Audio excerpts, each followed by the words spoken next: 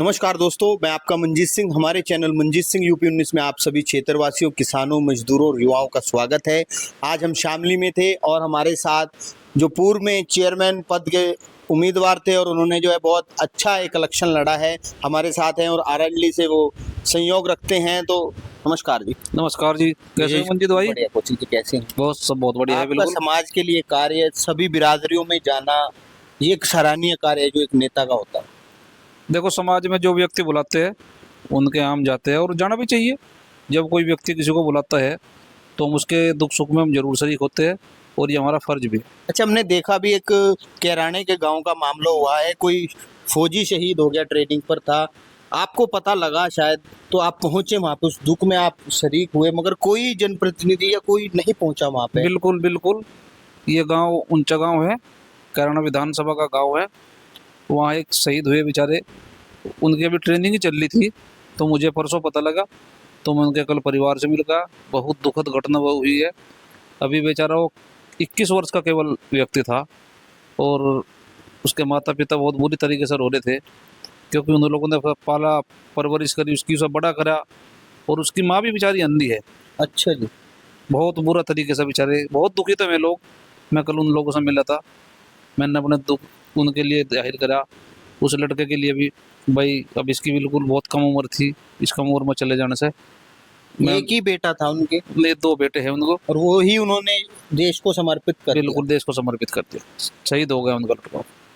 अच्छा, कौशिक जी, बात करें अभी राजनीति के गरमाई मामला, कैराने में एक प्रोग्राम हुआ, वहां से जो उठापतक चली, तो सीट के लिए लेकर दावेदारियां बढ़ी और उस बीच आपकी भी एक दावेदारी आई। ये तो अच्छी बात है, दावेदारी तो बढ़नी चाहिए भाई। जितनी दावेदारी बढ़ेगी उतना पार्टी के हित में है और अच्छा भी है। और मैं तो ये कहता हूँ कि दावेदारी तो अपनी बहुत अच्छे तरीके से रखनी चाहिए और टिकट मांगना चाहिए। टिकट मांगना हमारा काम है। कोई भी जनप्रतिनिधि हो या पदाधिकारी हो, टिकट मांगना एक उसका मौलिक अधिकार है। अच्छा, एक वीडियो भी चली कि भाई दावेदारी ही ठोक दी, भाई टिकट ही होगा। देखो, 2027 में चुनाव होगा, राष्ट्रीय लोकदल और भारतीय जनता पार्टी का गठबंधन है। अभी ये सीटों का बंटवारा होगा, ये हाईकमान तय करेगा कि कौन सी सीट राष्ट्रीय लोकदल के खाते में जाएगी और कौन सी सीट भारतीय जनता पार्टी के खाते में जाएगी। लेकिन सब लोग अपनी तैयारी कर रहे हैं, जिसके हिस्से में जो सीट आओगी और वहाँ से जिस पार्टी का प्रत्याशी होगा वो अच्छे तरीके से चुनाव। पार्टी बड़ी होती है या नेता बड़ा होता है? पार्टी बड़ी होती है। मैं तो मानता हूँ कि पार्टी से तो नेता बहुत छोटा होता है। हमारे लिए तो हमारी पार्टी सर्वोपरि है और पार्टी बहुत बड़ी होती है। पार्टी त्याग भी मांगती है। बिल्कुल त्याग भी मांगती है। अगर पार्टी त्याग मांगेगी तो त्याग भी पार्टी के लिए देना चाहिए। भाई हम कोई काम कर रहे हैं तो हम पार्टी के लिए काम कर रहे हैं, हम अपने लिए नहीं काम कर रहे। पार्टी का जो आदेश होगा उसको बिल्कुल अच्छे तरीके से मानना चाहिए और जो पार्टी करती है पार्टी के हिसाब से ही व्यक्ति को चलना चाहिए। तो कौशिक जी, आप शामली से भी हैं, मगर कैराना से दावेदारी आपने जाहिर की, क्या आपने को लगा कि कैराना अछूता रहा विकास से? बिल्कुल ये सच्चाई है कि अगर हम विकास की बात करें तो हमारा कैराना विकास के मामले में बिल्कुल अछूता है। विकास की बागडोर वहाँ है ही नहीं। क्या चाहे- कुछ विकास पक्षपात से भी वहाँ के जो प्रतिनिधि हैं वो कर रहे हैं? नहीं, पक्षपात तो मैंने कोई करता नहीं, लेकिन जब वो अपनी बात उठाएगा नहीं हमें क्या चीज़ चाहिए तो विकास कहाँ से हो जाएगा? विकास तो करने से होगा ना। अगर मैं कह को घर बैठ कर मैं विकास कर दूंगा, विकास घर बैठ कर नहीं होगा। हम सबके बीच जाएंगे, उनकी समस्या सुनेंगे, उन्हें क्या दिक्कत है, कहाँ किस चीज़ की व्यवस्था करनी है। तो ये जिम्मेदारी जनप्रतिनिधि की होती है, लोगों के बीच जाए, उनकी समस्या सुने और उनका काम करे। जनप्रतिनिधि बनाए इसलिए जाता है।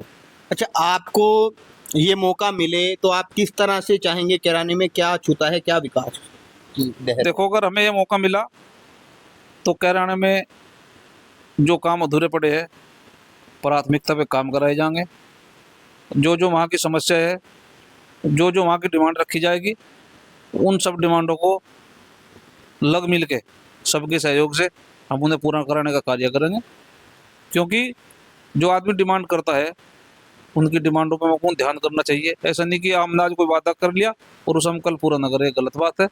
आप जो डिमांड जनता द्वारा बताई जाएगी हम उन्हें पूरा करने का काम करेंगे, वो वादा खिलाफी कभी नहीं करनी चाहिए। अच्छा, अभी एक प्रकरण हुआ था नगर पालिका कैराना की, बात करें, वहां पर धरने पर बैठ गए थे जो पूरे मेंबर्स है चेयरमैन के खिलाफ, मगर वहां पर जो प्रतिनिधि थे वो भी उनकी सुध लेने नहीं पहुंचे। देखो, काफी दिन धरना रहा नगर पालिका का कैराना का, लेकिन उनके बीच कोई जो वहाँ लोकल जनप्रतिनिधि थे जो जाने चाहिए थे, वो कोई उनके पास नहीं गया, जबकि उनको जाना चाहिए था। कैराना लोकसभा भी है, कैराना विधानसभा भी है, बता रहे सबसे बड़ा टैक्स आता है उस नगर पालिका। बिल्कुल आता है। बहुत अच्छी नगर पालिका वो है, और उनकी कोई डिमांड गलत भी नहीं थी। उनके बीच बैठ कर उनका समझौता कराने का ये वहाँ के लोगों का काम था, लेकिन वो कोई लोग उनके बीच नहीं पहुंचा। आप मानते हैं कि सामाजिक ताना बाना फिलहाल भिन्न है, उसे आप जोड़ने की कोशिश करें? बिल्कुल, हम तो सर्व समाज को जोड़ के चलेंगे, सर्व समाज को साथ लेकर चलेंगे, और सर्व समाज का हम आशीर्वाद अपने साथ बनाकर एक साथ लेकर सबको हम चलेंगे। तो स्वर्गीय चौधरी चरण सिंह जी की नीतियां और उनकी जो चौधरी स्वर्गीय चरण सिंह जी की नीतियाँ है, जो उनकी विचारधारा है, हम लोग उसी पर चल रहे हैं, और गांव-गांव तक हम उनकी नीति को पहुंचाने का काम करेंगे। क्योंकि जो चौधरी चरण सिंह की नीति थी, अगर हम उन लोग उनकी नीतियों पर चलेंगे तो वास्तव में विकास भी होंगे, और विकास हमारे चौधरी चरण सिंह जी ने किया भी है। अगर किसानों के लिए मैं कहूँ तो जितना काम हमारे चौधरी चरण सिंह जी ने किया, शायद कभी किसी ने नहीं किया होगा। वो हमेशा किसानों की, गरीबों की, पिछड़ों की, अति पिछड़ों की बात वही करते थे। अगर व्यापारियों की बात करते थे तो हमारे चौधरी चरण सिंह जी करते थे। तो लगता है आपको कि अब की बार भरपूर आशीर्वाद पब्लिक का मिले? बिल्कुल बिल्कुल, मैं तो ये कहता हूँ कि इस बार हमें जनता का प्यार जरूर मिलेगा। हमें कोई मेहनत में कमी नहीं करने के, हम किसी के पास कोई द्वेष भाव समझते, हमें सब लोग प्यार से बुलाते हैं, हम सबके पास जाते हैं, सबका अटूट प्यार हमें मिलता है। अब की बार आप भी पहुंचे लखनऊ विधानसभा में और योगी जी से मिले, तो ये भी एक पब्लिक को मैसेज आया, एक वायरल हुआ वीडियो। नहीं, माननीय मुख्यमंत्री जी से मिलते हैं, बहुत अच्छे हमारे मुख्यमंत्री जी है, बहुत अच्छी उनकी विचारधारा मुख्यमंत्री जी की है। और मैं तो कहूँगा कि मुख्यमंत्री जी जो विकास हमारे उत्तर प्रदेश में करा रहे हैं, एक सराहनीय विकास हमारे उत्तर प्रदेश के अंदर हो रहा है। विकास कार्यों की यहाँ तो हमारे ज़िले में कहूँ अपार भंडार हमारे यहाँ विकास कार्यों का है। चाहे वो सड़कें की सुविधा लगा लो आप, चाहे वो चिकित्सा की हो, जो सरकार की मूलभूत सुविधा है सरकार ने हमारे ज़िले में देने का काम किया है, और अच्छी सुविधा हमारे ज़िले को सरकार ने दी है। उत्तर प्रदेश में सबसे बड़ा सनातन का पर्व हुआ, जिसमें भारी संख्या में विदेशों तक के लोगों ने इस धरती पर पहुंचे और आशीर्वाद लिया मां गंगा का। जो बात करें अभी महाकुंभ की, और उसके बाद में कावड़ की इतनी अच्छी व्यवस्था हुई, तो उसके लिए योगी जी को क्या कहना? बहुत सुंदर। देखो, अगर हम महाकुंभ की बात करें प्रयागराज की, इतना सुंदर कार्यक्रम माननीय हमारे मुख्यमंत्री जी द्वारा किया गया कि वो कितने करोड़ आदमी वहाँ पहुँचे, कितनी व्यवस्था वहाँ प्रयागराज में की। मैं तो बहुत बहुत बधाई दूंगा अपने माननीय मुख्यमंत्री जी को। अभी कावड़ की यात्रा थी, कितनी सुंदर कावड़ यात्रा हमारे उत्तर प्रदेश में निकली। हमारी शामली से लाखों कावड़िया यहाँ से गए, कितनी सुंदर व्यवस्था प्रशासन द्वारा की। और माननीय मुख्यमंत्री जी द्वारा मेरठ में कहूँगा जो पुष्पों की वर्षा की, मैं तो बहुत बहुत बधाई माननीय मुख्यमंत्री जी को दूंगा, जो इतनी सुंदर व्यवस्था माननीय मुख्यमंत्री जी द्वारा की गई। आपके मुख्य नेतृत्व की बात करें, माननीय जयंत चौधरी जी, जो किसानों के दिलों की धड़कन है फिलहाल, और वो युवाओं के लिए कर रहे हैं, तो युवाओं के लिए आप क्या होगा?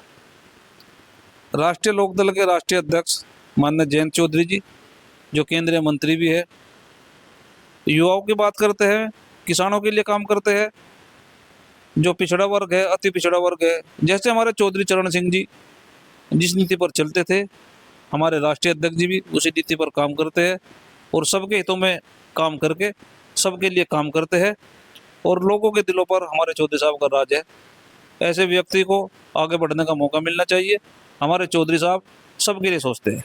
देश का भविष्य होते हैं युवा, उनके लिए वो स्टेडियम बनवा रहे हैं या उद्यमी योजनाएं चला रहे हैं, तो एक सराहनीय कार्य है। देखो, मैं बताऊं, हमारे चौधरी साहब जितनी भी नीति हमारे चौधरी साहब को मिलती है, वो अपनी नीति, टोटल नीति का जो बजट है उनकी, वो युवाओं पर खर्च करते हैं। चाहे वो स्टेडियम के कार्य हो, चाहे वो कोई खेल कूद के कार्य हो, और उनके पास जो मंत्रालय है कौशल विकास, बड़ी अच्छी सुविधा उन्होंने हमारे ज़िले को दे रखी है। हमारे ज़िले में 2 बसें चल रही है, जो गांव-गांव जाकर बच्चों को कंप्यूटर की शिक्षा दे रही है।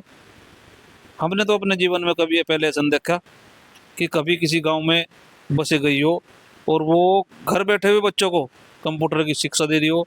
मैं तो बहुत बहुत बधाई दूंगा माननीय चौधरी जयंत सिंह जी को और इस देश के प्रधानमंत्री जी को कि जिन्होंने इस ज़िले में 2 बसें भेजने का काम करा। वास्तव में माननीय प्रधानमंत्री जी और हमारे जयंत जी बधाई के पात्र है। अच्छा, मानेंगे एक चीज की जो बात, एक नारा था कि जो देश की उन्नति का रास्ता है वो खेत खलिहानों से होकर जाता है, वो चीज जयंत जी धरती पर लाए और ग्रामीण क्षेत्र में ये टेक्नोलॉजी घर घर जाए। ये सच्चाई है, बिल्कुल खेत खलिहानों से होकर रास्ता जाता है। और चौधरी साहब